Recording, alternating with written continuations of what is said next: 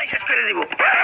কিন্তু টিকিট তো 4 জনের লেগে 4টা দিচ্ছিলাম। আমার পোলাই তো আবার ইতালি সাপোর্ট করে, টানা 2 বিশ্বকাপে চান্সই পাই নাই। এই দুঃখে আমার পোলা বনবাসে গেছে।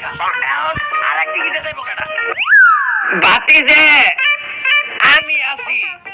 কাকা দেব কাকা দেব কাকা দেব কাকা দেব কাকা দেব। তুই এত খুশি কে? আম্মা আমি কিন্তু ঠেলা দিয়ে আর খেলাই শেষ করে দিব। আর কাকা আপনি যে বিশ্বকাপ দেখতে দেবেন, আপনি কোন দলের সাপোর্ট করেন? জার্মানি ভাতিজে। তাইলে কাকা আপনি বিশ্বকাপ দেখতে করবেন কি? জার্মানি তো গ্রুপ পর্বে বাদ করে। ভাতিজে তুমি ব্রাজিলের সাপোর্টার না? হ্যাঁ কাকা মনে নাই 2014 7টা 7 আপ তোমার কাকে রেজি গাইল। আরে কাকা এটা কোয়ার কি দরকার? টিকিট একটা আপনি তাইবেন আপনি।